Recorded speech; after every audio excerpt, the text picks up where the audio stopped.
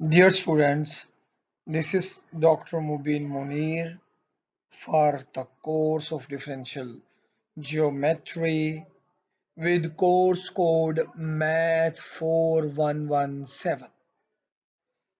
We are proving the fundamental theorem of space curves, which states that if we are given two smooth functions, continuous functions, k of s and tau of s, curvature और torsion, और हमें ये कहा जाए कि आप तमाम curves find कर लें, तो क्या ये ऐसा पॉसिबल है? पहले पार्ट में हमने एग्जिस्टेंस को प्रूव कर दिया लास्ट लेक्चर में।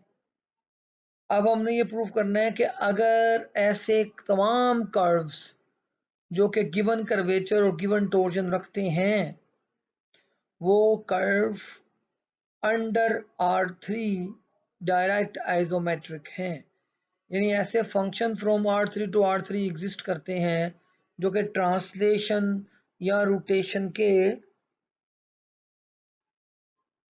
कंपोजिशन से बन सकते हैं, और आप इन कंपोजिशन को अगर आप अप्लाई करें R3 पर, तो आप एक कर्व को पकड़ के उसे दूसरे कर्व के ऊपर सेट कर सकते हैं, तब वो कर्व कहलाएंगे कंग्रुएंट या डायरेक्ट आइसोमेट्रिक। तो अब second part of the main theorem क्या है कि अगर एक से ज्यादा कर्व हैं जो कि सेम कर्वेचर और टोरियम रखते हैं, तो वो कर्व आपस में डायरेक्ट आइसोमेट्रिक होंगे। So in this lecture we will show that for a given curvature and torsion, if there are more than one curve, then these curves are direct isometric. अब हम इस बात को सेकंड पार्ट को proof करेंगे। ये proof भी काफ़ी लेंथी प्रूफ होगा, तो हम इसे सिस्टमेटिकली आहिस्ता आहिस्ता इस प्रूफ को लेकर चलेंगे, और ये और इससे अगला लेक्चर इस प्रूफ के में पर को ही डिवोट करेंगे, इन दोनों lectures.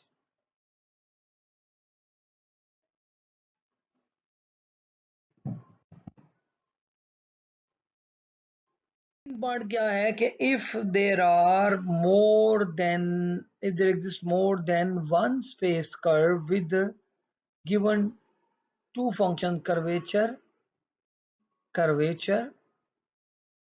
and torsion, then these curves are direct isometric to each other. We want to prove this. Let gamma, या इसका ये सिंबल गैमा लिया या ये गैमा ले ले, हमने ये दो कर्व लिए हैं, ये दो कर्व, एक गैमा और गैमा टिल्डा हमने फर्ज कर लिया ये दो कर्व हैं जो कि गिवन कर्वेचर के ऑफ एस रखते हैं और given Trojan T of S रखते हैं। अगर ये दो कर्व हैं, फॉर एग्जांपल एक ये कर्व है स्पेस कर्व, गैमा ले लें, ये सिंबल ले लें या ये सिंबल ले लें या ये सिंबल ले लें, हमने यहाँ पे ये सिंबल यूज किया हुआ है, ओके। और एक ये कर्व है हमारे पास, ये वाला कर्व, ये गैमा टिल्डा, ये कर्व हमारे पास गैमा टिल्डा। तो अगर हमारे पास ये दो कर्व हैं, तो एट एनी पॉइंट हमारे पास इसके ऊपर भी एक फ्रेम होगा ऑर्थोनॉर्मल, ये उसका टी होगा,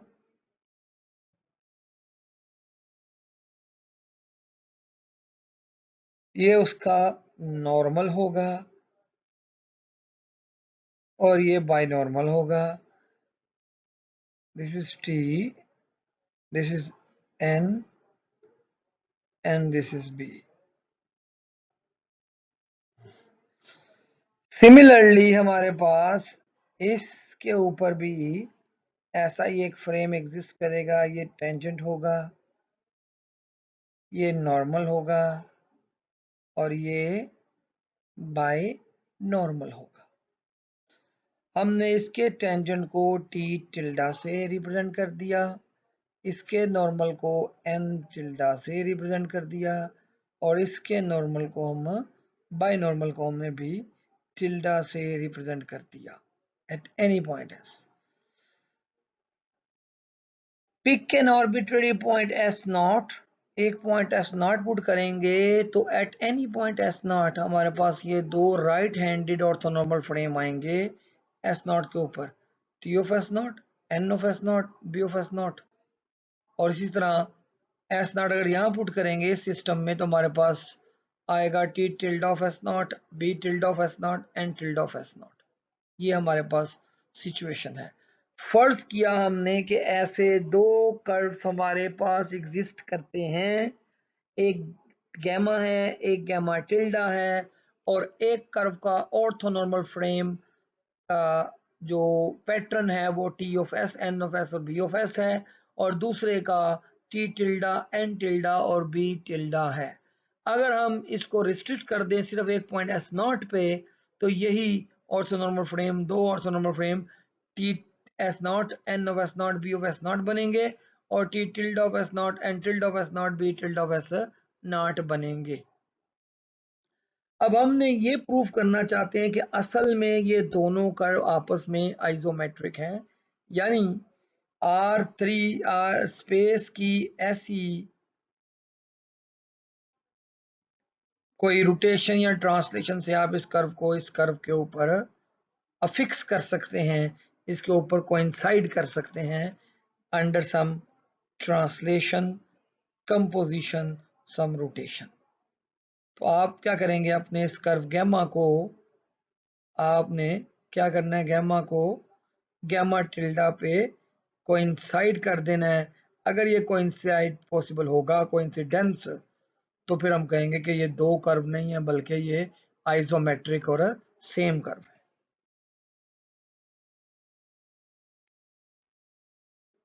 अगर आगे जाने से पहले हमें एक कॉन्सेप्ट समझना पड़ेगा कि R3 के अंदर आर्बिट्रेरी रोटेशन क्या है।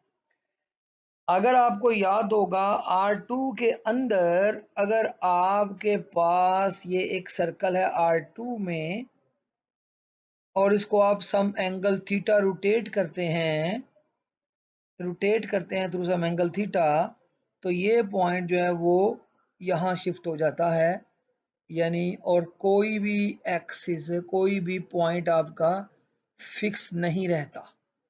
लेकिन अगर आपके पास इस पिक्चर को देखें तो इसमें एक ग्रीन कलर का एक्सिस है, स्टैंडर्ड एक्सिस। आप इसके गिर्द जब रोटेशन करवाएंगे तो हमेशा एक लाइन ऐसी होगी जो फिक्स रहेगी। ये आइलर थ्योरम है, वो क्या कहता है कि अगर आपके पास ये कोई सफियर है R3 में ये एक सफियर है, और अगर आप इस सफियर को अबाउट फर्ज करें जेड एक्सिस रोटेट करें, तो इस रोटेशन के दौरान क्या होगा, ये जेड एक्सिस जो है ये फिक्स रहेगा, इसका कोई पॉइंट कहीं पे भी मूव नहीं करेगा, और बाकी ये पॉइंट यहाँ चला जाएगा, हर पॉइंट मूव कर जाएगा। लेकिन ये R3 जब भी रोटेशन होगी R3 में तो एक ऐसा एक्सिस जरूर होगा जो फिक्स रहेगा, जिसके अबाउट हम रोटेशन करेंगे। और ये इस पिक्चर में दिखाया भी गया, रोटेशन करते हुए ये रोटेशन हो रही है, और ये रोटेशन दरमियान में ग्रीन कलर का सेंटर से पास करते हुए एक लाइन है जो एक्सिस ऑफ रोटेशन का रोल प्ले कर रही है, जो कि फिक्स रहती है अंडर दिस रोटेशन, यानी इसके अंदर कोई चेंज नहीं आती। और ये देखें एक्सिस ऑफ रोटेशन, वो प्लेन ऑफ रोटेशन के, प्लेन ऑफ रोटेशन थी जहां रोटेशन नजर आ रही है उसके परपेंडिकुलर होता है।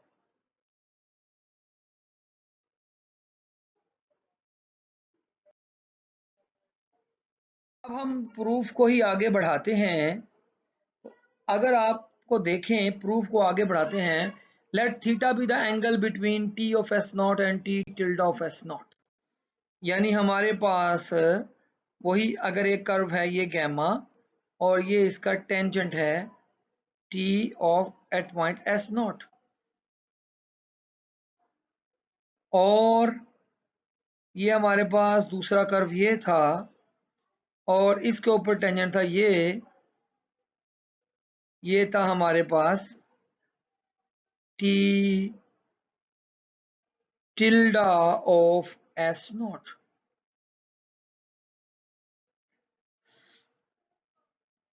फर्ज करें अगर मैं इसको इसके पैरेलल शिफ्ट करूं उठा के, ये इसकी नेक्स्ट पोजीशन है पैरेलल ले जाते हुए, कलर मैं चेंज कर रहा हूं, ये इसकी नेक्स्ट पोजीशन है, तो यहां पर आकर ये इसकी ये पोजीशन आएगी T tilde of S not की, और ये इनके दरमियान ये एंगल है, ये थीटा है।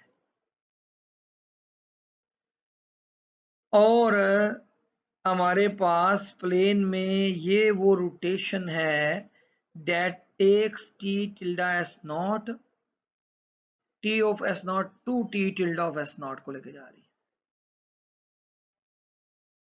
और ये P जो है वो रोटेशन होगी through an angle theta around the axis passing through the origin and perpendicular to both of these vectors.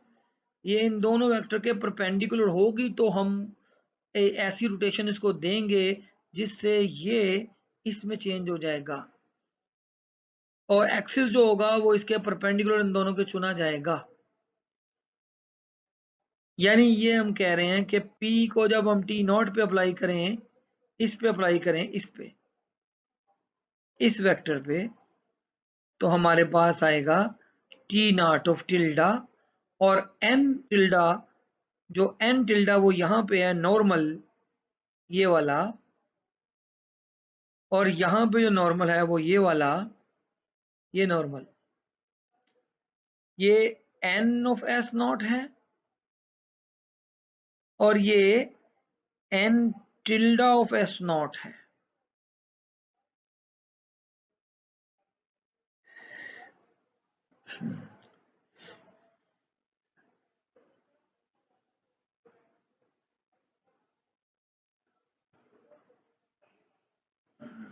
और फाई एंगल है जो कि एन नॉट, एन और एन टिल्डा को एन के दरमियान है, और ये पी स्टार वो रोटेशन है, पी स्टार मैं नाम ले रहा हूं, जिसके थ्रू हम रोटेट करने पर एन को एन टिल्डा के ऊपर चढ़ा सकते हैं। बिल्कुल, ये इसका भी चूंकि R3 में रोटेशन हो रही है तो ये भी किसी लाइन को फिक्स करेगी। तो अगर हम ये हमारे पास ये दो रोटेशन हैं थ्रू सम एंगल थीटा और फाई, तो फिर हम एक कर्व के टेंजेंट को दूसरे कर्व के टेंजेंट पे, एक के नॉर्मल को दूसरे के नॉर्मल पर फिक्स कर सकते हैं। तो अगर हम इन दोनों का कंपोजिशन लेंगे तो फिर ये तमाम का तमाम ऑर्थोनॉर्मल फ्रेम एक दूसरे पर फिक्स हो जाएगा।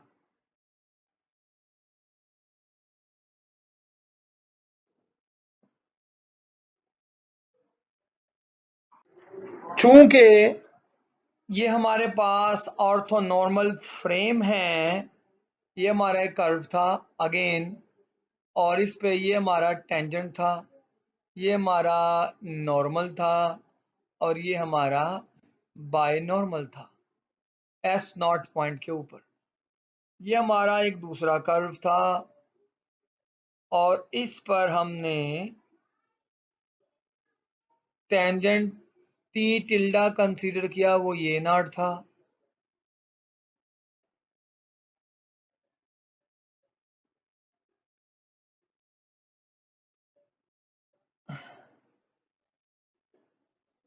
ले जी, ये टेंजेंट टी टिल्डा वो ये था हमारा, फर्ज कर लें एन टिल्डा ये था, और बी एन टिल्डा ये था हमारा।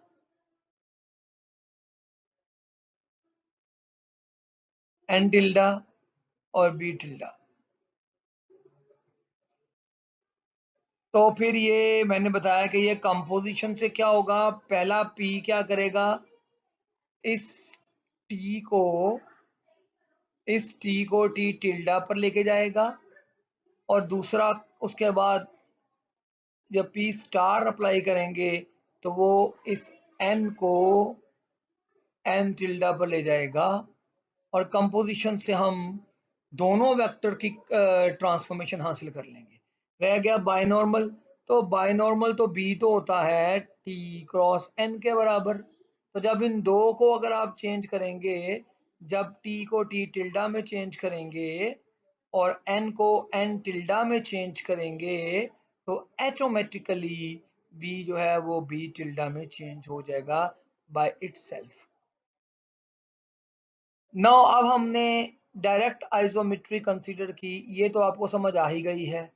जब ये काम करेंगे तो क्या होगा, ये काम करेंगे, ये काम जब हम करेंगे तो हमारा ये कर्व बिल्कुल इस कर्व के अलाइन हो जाएगा। अलाइन का मतलब है कि वो कर्व बिल्कुल इसके पैरेलल कहीं आ जाएगा, यहाँ पे ऐसे ऐसे आ जाएगा। और मोर प्रोबेबली कि ये जो टेंजेंट है टी टिल्डा वो इस टेंजेंट के पैरेलल आ जाएगा। नॉर्मल जो है वो इस नॉर्मल के, एन टिल्डा इस नॉर्मल के पैरेलल आ जाएगा।